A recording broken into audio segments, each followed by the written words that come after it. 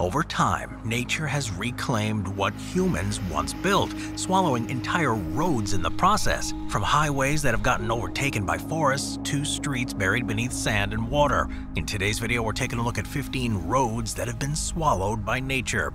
Starting with number 15, Passage de Gois in France. Normally when you're planning a route, you expect a road to be usable at all times, or at least to only be closed in rare situations. Sometimes though, the path of a road means that there are regularly planned closures, and in the case of one route in France, this happens more regularly than you might think. The Passage de Gois is an unusual road in France that every day feels the full force of nature in a way that severely limits how we can use it. It's a tidal causeway, which means that it gets fully submerged underwater twice a day when the tide comes in. The road's about 2.8 miles or 4.5 kilometers long and only becomes visible and drivable during low tide. Historically, it's been used for hundreds of years, with records dating back to at least the 9th century. It was one of the only ways to access an island before the construction of a modern bridge in '71, which now offers a more reliable route. As it's such a unique road, it's actually been included in the route for the Tour de France a few times, and it's shown just how treacherous it can be. And in 1999, there were dramatic scenes when the slippery seaweed-covered surface led to crashes and a significant pileup. Those wanting to drive along it have to, therefore, be extremely careful to check tide schedules before crossing, because if you get caught midway when the high tide moves in, there'll be no choice but to swim to one of the closest rescue towers along the road and wait until the waters recede. Called the Foulée de Gois, it takes place during high tide and requires runners to run through the water. Interestingly though, the particular way in which the tide rises over the road means that a wave is formed where the currents from either side meet, and this actually makes it easier to run through the water than if it was stagnant. Number 14, Half-Desert Road in Dubai.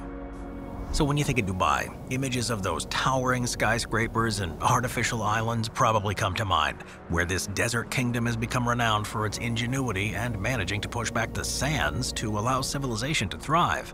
This is a constant process though, because the sands would happily quickly return if given the chance, and there's probably nowhere that this becomes as clear as the Half-Desert Road. It's a stretch of highway that does exactly as its name would suggest, and on the outskirts of Dubai, it's part of a larger network of roads that connect the city to the desert and more remote areas.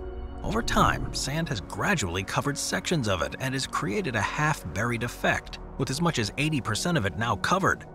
You'll find yourself suddenly going between the smooth asphalt in some places and rolling sand dunes in others. A challenging experience that's fun to take on, and it's become a popular place for photographers and travelers. Over time, it became a symbol of Dubai's rapid expansion and the challenges of building in a desert environment. And while many roads in the area are kept clear of sand by frequent maintenance, this one was abandoned, allowing nature to slowly reclaim it. Sandstorms and shifting dunes are a common occurrence in the region, and the movement of sand onto roads like the Half-Desert Road is a constant reminder of the natural forces that shape the landscape. Number 13, Mosquito Pass in Colorado in the United States. Mosquito Pass, which is in the Colorado Rocky Mountains, is one of the highest mountain passes in the U.S., reaching an elevation of over 13,185 feet, or 4,018 meters. It connects the town of Leadville and Alma, which are two historic mining communities, and along the route there are stunning views and challenging obstacles. The road itself is a 4x4 trail that's narrow, rocky, and often pretty steep.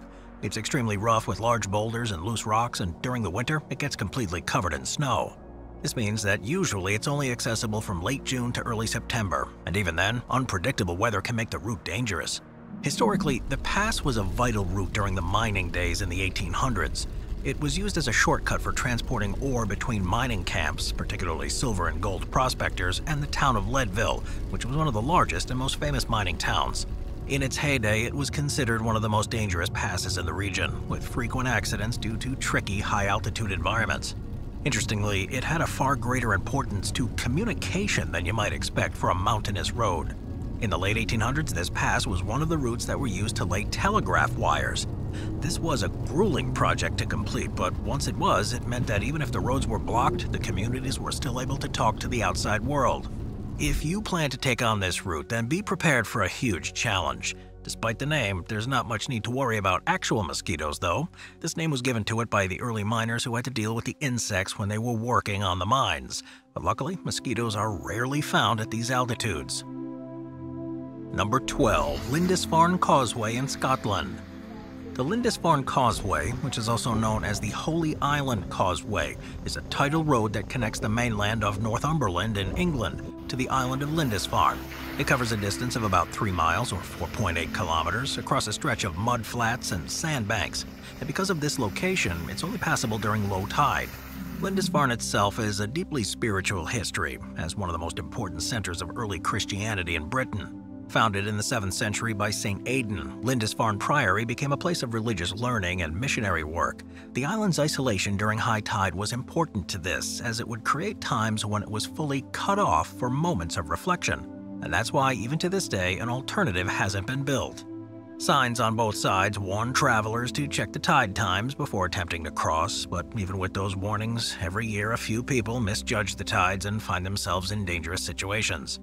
The causeway does, though, have several refuge boxes, which are small elevated shelters that people can hide in until the waters have dropped back down again. If you're unfortunate enough to need one of these, though, the chances are you'll have to walk the rest of the route once it's safe to do so, because the force of the tide will almost inevitably have washed your car away. Far from being just a fun route or a forced reason for worship, the position of the priory on the island was a defensive choice, too.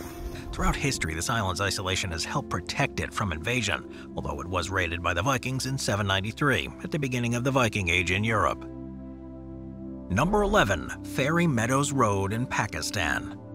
Fairy Meadows Road, which is in the Gilgit-Baltistan region of northern Pakistan, is seen as one of the most dangerous roads in the world, but many people think this is a challenge that's far more than worth it, because it leads to one of the most stunning destinations on the planet. Fairy Meadows is a grassland with an unobstructed view out across the landscape, and in the distance you'll see Nanga Parbat, which is the 9th highest mountain in the world.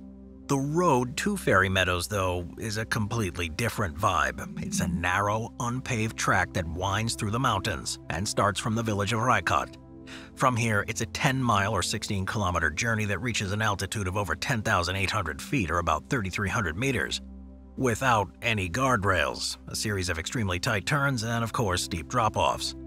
At points, the road hangs precariously on the side of sheer cliff drops where one wrong move could result in disaster.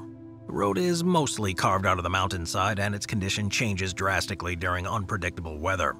There are, then, restrictions on who's even allowed to drive along the road. It's only passable by 4x4 Jeeps, driven by local experts who know the terrain well and are familiar with the twists and turns. Even once you got to the end, though, there's a 2 to 3 hour long steep trek to actually reach Fairy Meadows itself.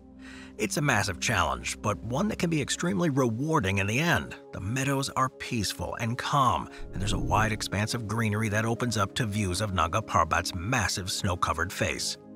The scenery is truly special, so much so that local folklore suggests that it got its name because the area is so beautiful, it's believed to be the home of fairies. Number 10. Old Pali Road in Hawaii. So huge effort and investment have gone into building a road that connects remote communities in places where the land is anything but flat. But as technology improves, the ability to make wider and more reliable routes often leaves others to fall out of use. That's what happened to the Old Pali Road in Oahu in Hawaii, which was originally built in the mid-19th century. It was a vital route for travelers as it gave way across the cliffs and the rainforests of the Pali Lookout, which is a region that's known for its mountain views and steep drops. As you make your way along the old crumbling path, you'll see that nature has taken over in spectacular fashion. The surrounding rainforest has moved in across the road with thick vines, moss, and massive banyan trees now blocking the way. The once clear path is now uneven, covered with rocks and fallen branches, and wet with moisture, and subtropical plants like ferns and wild ginger grow all around. The road itself, after having been such a vital transportation route, is now more of a hiking trail for those who want to get up and close to nature. It's not that vehicles are no longer needed to travel between places that the old road connected, but in 1957 the more modern Pali Highway was built, which offered a much faster and safer route through the mountains. The old Pali Road simply fell out of use. Sections of it are still accessible today, though they're often hidden beneath the thick foliage and are dangerous in places where the surface has eroded away. And as it's in this state, of course it is completely shut to traffic. But hiking tours often walk along it to learn more about the history of the region and to see why it's a place that's believed to be haunted. Number 9. Annabar Road in Russia. Annabar Road. It's one of the most remote and dangerous roads in the world, passing through an isolated and harsh region of northern Russia. It's in the Sakha Republic, which is a large and sparsely populated region in northeastern Siberia, and it's become famous for its tricky terrain, extreme weather, and limited accessibility. Stretching for over 1,200 miles or 2,000 kilometers, the road is mostly unpaved and poorly maintained. Travelers who risk the journey must overcome mud, ice, snow, and gravel, depending on the season, making it one of the most challenging and varied routes you could attempt. This is because the Sakha Republic is one of the coldest inhabited places on Earth, with winter temperatures often falling to below -58 degrees Fahrenheit or -50 degrees Celsius. Even in the summer, the road isn't all that much better, as the permafrost across the landscapes thaws slightly and it turns stretches of the road into muddy, waterlogged paths. Now, this might sound preferable, but it also comes with giant swarms of mosquitoes that thrive in the short Arctic summer, making it a pretty miserable place to travel through. The road, though, has been crucial to the region's economic success, providing a link for the mining industry to export the valuable gemstones that are recovered, and it was initially built to support the transport of goods and workers to and from the mines, while the residents in remote villages now consider it as a major lifeline. Still, it's the mining operations that use it the most. Number 8. The Tooco Gorge Road in Taiwan. Tooco Gorge Road, which is officially known as the Central Cross Island Highway, is one of Taiwan's most beautiful, but at the same time, dangerous roads. Carving through the marble cliffs and landscapes of the Tooco Gorge National Park, it's around 12 miles or 19 kilometers long and passes through the middle of the gorge, connecting the east coast of Taiwan to the central region. The road itself was constructed during the 1950s, mainly by the efforts of veterans from the Nationalist Army who had fled to Taiwan after the Chinese Civil War. It was part of the government's ambitious infrastructure project to unite the island's regions, improve access to remote areas, and boost tourism, aims that it's more than lived up to. In many places, the road is just a single lane wide, meaning that drivers must be extremely careful, especially on sharp turns or passing through long tunnels. The sheer drop-offs on one side of the road, along with regular rock falls and landslides that can block it off for days on end, make it one of the most dangerous roads in Taiwan. But even with the dangers, it is an extremely popular road, not just because of the important places that it connects, but because it's a fun and rewarding journey to take. It is one of the most beautiful roads you can drive along, with towering marble walls, emerald pools, and stunning waterfalls, which pour down the mountainside near one of the road's most famous viewpoints.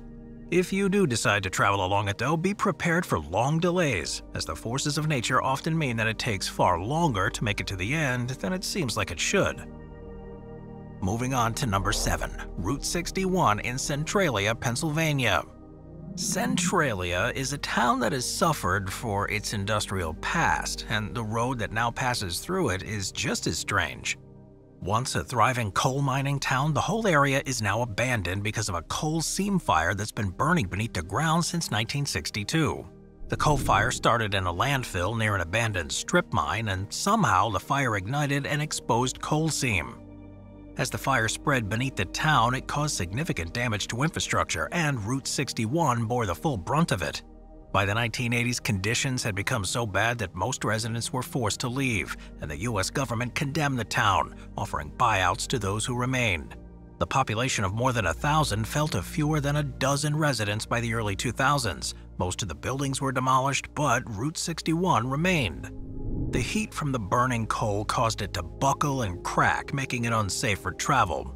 Originally, authorities wanted to ensure it could remain open, so they spent $500,000 to fix it in 1983, but in less than 10 years it was so severely damaged again as the structural integrity of the ground beneath it continued to weaken. Eventually, the stretch was closed to traffic in 1993, and over time it became a popular destination for urban explorers and curious tourists. The road, which had become a symbol of abandonment, has now taken on a new life as an unofficial tourist attraction, but not everybody's happy about that. Authorities regularly warn people about the dangers of the area and try to prevent them from going there because the fire still burns beneath the ground, and unstable conditions pose risk to those walking on the highway. In 1999, a different road to the south of this stretch was upgraded to replace it as part of Route 61, and in 2020, to prevent further trespassing, the Graffiti Highway was covered with dirt by its private owner, burying the colorful messages and, they hope, closing off the road to future people. Number 6. Skipper's Canyon Road in New Zealand. Skipper's Canyon Road in New Zealand is a road that's become so well known for its dangers that you need to take out special insurance to even be covered if you drive along it. Carved into the side of cliffs and winding through the Skipper's Canyon, it's risky, but also utterly spectacular. It's in the Otago region of New Zealand's South Island, where the canyon was originally formed by the Shotover River, which was carved into the ground over thousands of years. The Shotover River, which was the richest river in the world during the gold rush, attracted thousands of people, and the construction of the road was vital for accessing this remote region. The miners who built the road here used basic tools, and the construction process was really dangerous, with workers having to cling to steep rock faces while blasting and digging out a path.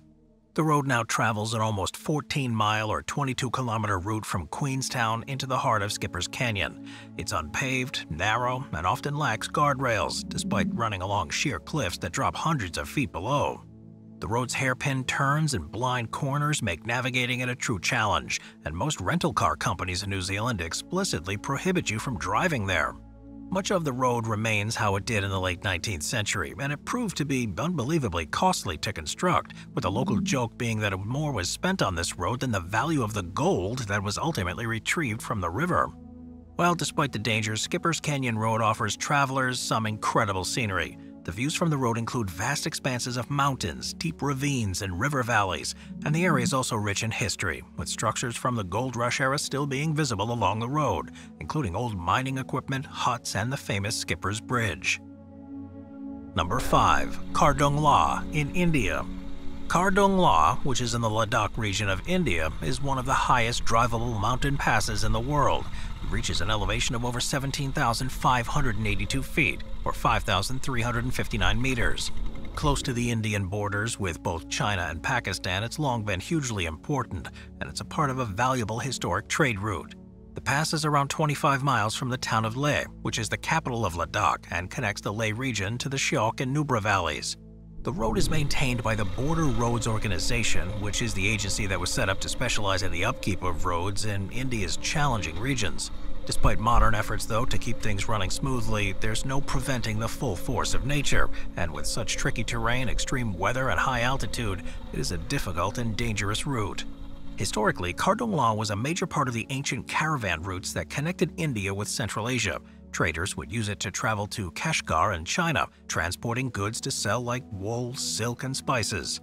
Cardon still serves an important role by providing a link between Leh and the remote villages and surrounding valleys, and enabling the movement of military supplies to the sensitive border areas along the Siachen Glacier.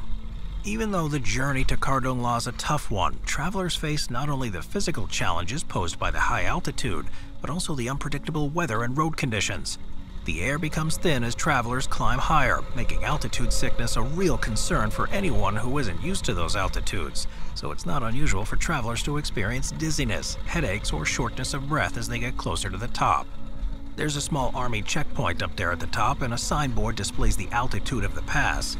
The sense of accomplishment at having reached one of the highest drivable points in the world is clear to those who make the journey, not just because they were able to drive there, but that the conditions were just right to be able to do so.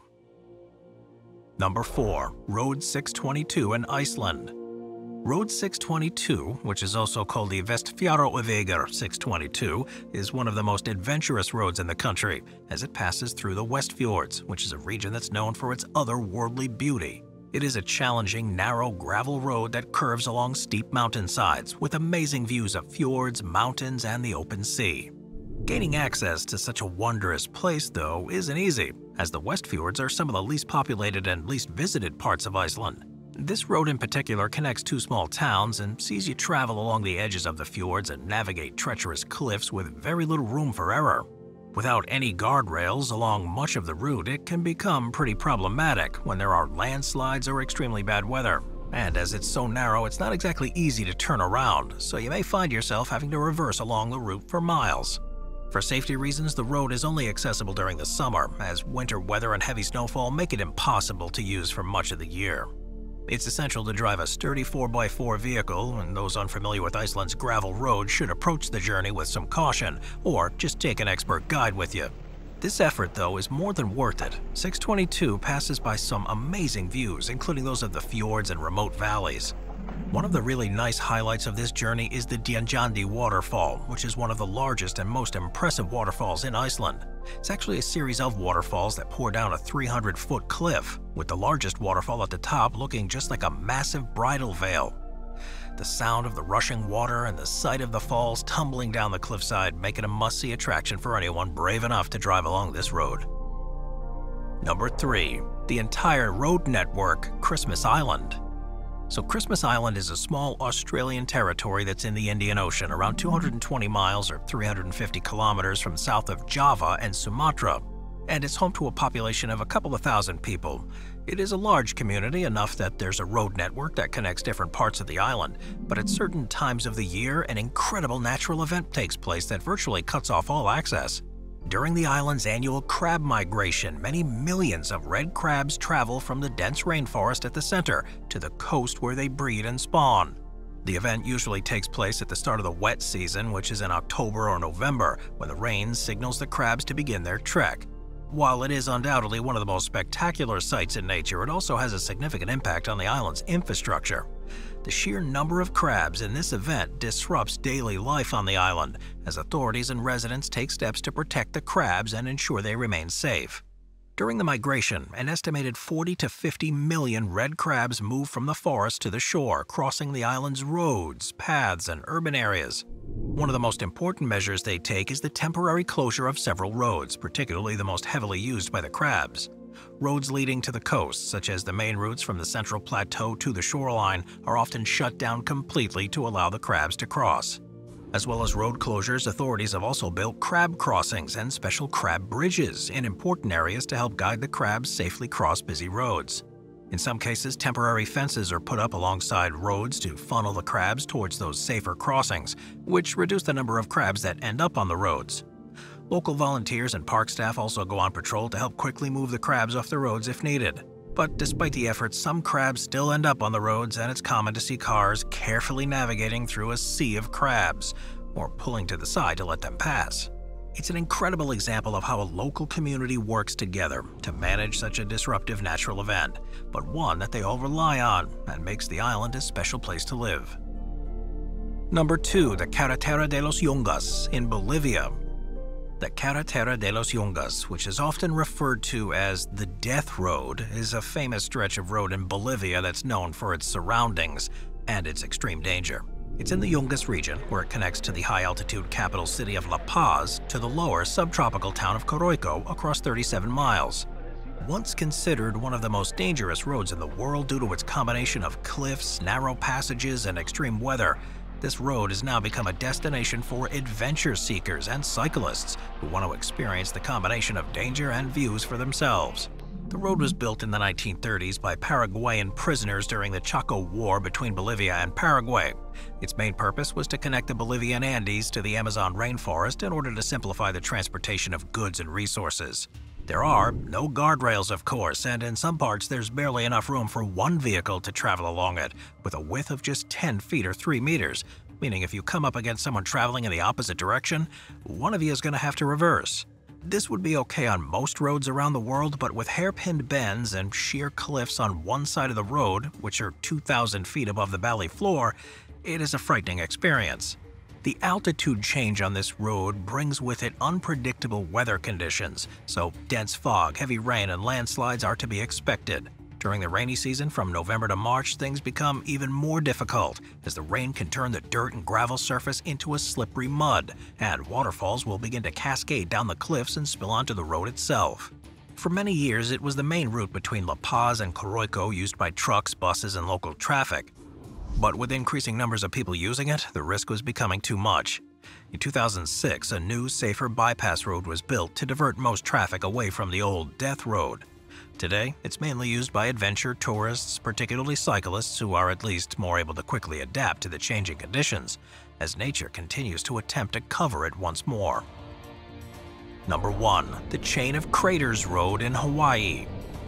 Of all the roads you can drive on in Hawaii, the most spectacular and ever-changing is the ominously named Chain of Craters Road, which crosses the landscape of Hawaii's Volcanoes National Park on the Big Island.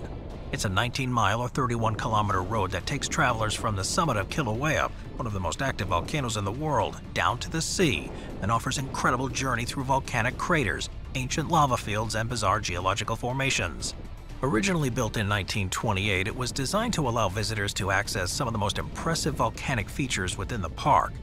Over the years, though, the road has been repeatedly changed by the very forces that shape the landscape it passes across. Since it was completed, several major lava flows have buried sections of the road, forcing closures and repairs, and as a result, the road's endpoint has been moved a number of times. As you make your way there, you'll pass by a series of volcanic craters that have scarred the landscape from past eruptions. These craters show firsthand the island's volatile history and the power and scale of past eruptions. The hardened lava, which stretches across the landscape, is rippled in waves and jagged formations, and it gives the place a stark, almost lunar appearance, which is very different from the vegetation and beaches you'll find elsewhere on the island. Interestingly, you'll also get a chance to see the Pu'uloa petroglyph site, where ancient Hawaiian carvings can be found etched into the lava rock. These petroglyphs, some of which date back over 1,000 years, depict human figures, animals, and other symbols, and give an insight into the cultural history of the native Hawaiian people. As the road continues to lower towards the coast, the landscape begins to change again, with the deep blue of the Pacific coming into view. The drive gives views out across the coastline where the cliffs meet the crashing waves, and eventually reaches its endpoint, where the lava flow from the eruption in 2003 cut off the final stretch. Here you can walk out onto the cooled lava flow, standing on what was once molten rock that flowed down from Kilauea. It's a road where you can see some of the most violent forces in all of nature far closer than is usually possible. Even though it's now been there for almost 100 years, the constant activity in the region means that nature will reclaim it sooner rather than later, as no matter how tough the surface is, there's no stopping a lava flow when it's moving. Thanks for watching, everybody. I'll see you next time. Thank you to our channel members.